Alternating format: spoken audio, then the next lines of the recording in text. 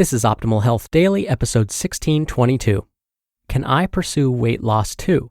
By Stefanie Bonastia with JessiKneeland.com. And I'm your host and narrator, Dr. Neil Malik.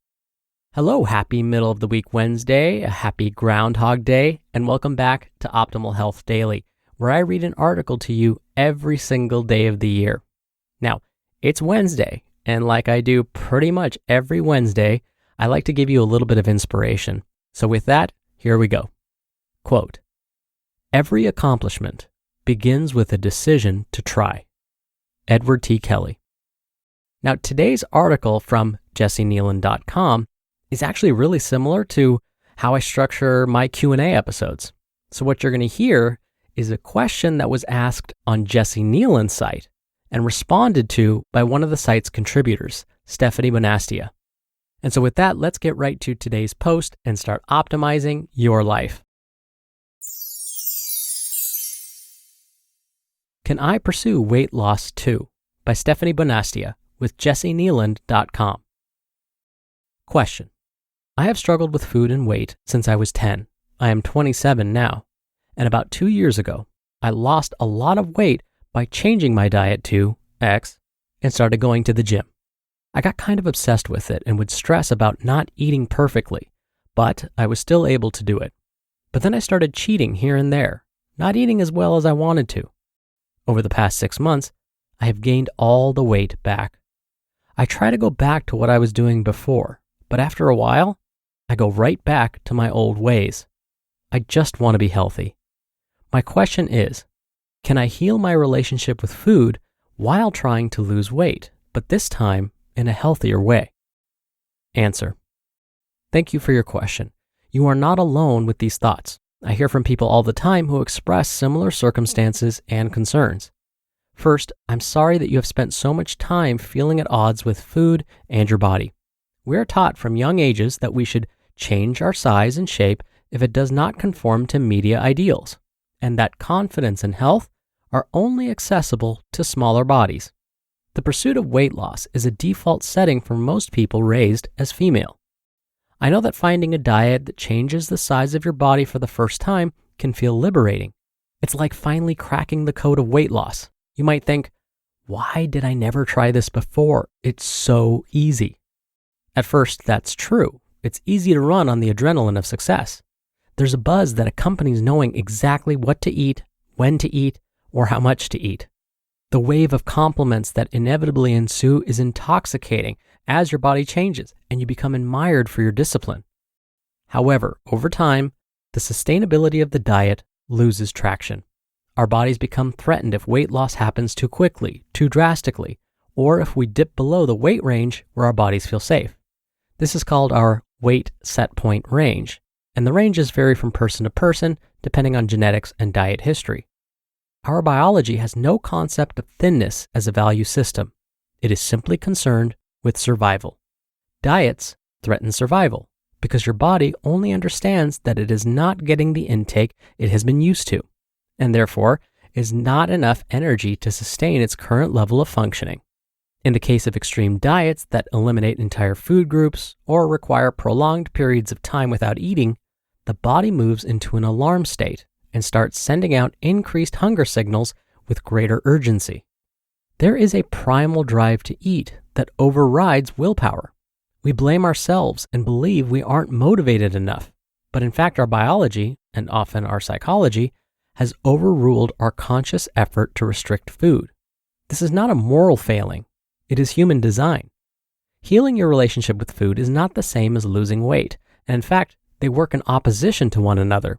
Food freedom is a process of surrendering control and nurturing an existence with food that does not include manipulation, white knuckling, or suppression of natural hunger signals. Intentional weight loss usually requires all of these things. Losing weight in a healthier way is a concept up for debate. While there may be consensus that extreme diets, for example, those that exclude major food groups or require low caloric intake, are not sustainable, although even these have become so mainstream that they are often not seen as extreme at all. The desire to lose weight in a healthy way seems less about health and more about effectiveness. We just want to lose weight in a way that works. What we define as healthy weight loss may not, in fact, be healthy for our minds and bodies. Given that most people who attempt to diet will regain the weight lost, and 2/3 of those people will regain more than they lost, it stands to reason that something within us is rejecting intentional weight loss no matter what the approach. Whether that rejection is physiological, the body wants to achieve health through homeostasis at its preferred weight set point, or psychological, the mind wants to make peace with food instead of being forced into submission, there appears to be more to health than simply losing weight. Making peace with food once and for all will involve eating without shame or judgment. In the pursuit of weight loss, we must moralize food into good and bad categories according to how they will facilitate that weight loss. And we inevitably feel shame when we do something bad. This is why the pursuit of weight loss is incompatible with truly healing your relationship with food. Weight loss requires micromanagement of food, which leads to control and suppression of hunger signals. And micromanagement does not allow for true release of judgment. Consider instead healing your relationship with food as you explore opportunities for physical and mental health that do not focus on weight loss. What does health really mean to you? What does physical fitness really mean to you? What about less stress, more balance? What behaviors, not what weight, actually lead to those things? You can find ways to move your body that feel fun and invigorating, or calming and grounding. Aim for a balance of work and play, and include rest and a good night's sleep as goals. Enjoy time with friends, participate in hobbies that make you lose track of time, cultivate your stress management. If weight loss is reflected in your pursuit of health, that is where your body is happiest. If weight loss is not reflected in your pursuit of health, that is also where your body is happiest. I hope this clarifies some things for you. You ultimately have autonomy when it comes to your body. If you choose to pursue weight loss, it doesn't make you a bad person, just one living in a world that makes these decisions difficult. In any scenario, sustainable weight loss can only exist alongside a peaceful relationship with food. So, prioritizing that work is a great place to start. You just listened to the post titled, "Can I Pursue Weight Loss Too?"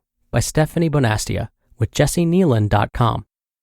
If we want to stay healthy, we need to keep a healthy gut microbiome. This connection has been widely recognized by leading scientists studying diabetes, including the American Diabetes Association, the Mayo Clinic, Johns Hopkins, and others. And Pendulum glucose control is the first and only medical probiotic clinically shown to help manage type 2 diabetes when taken with medication. For those with type 2 diabetes, diet and exercise alone are often not enough to manage it.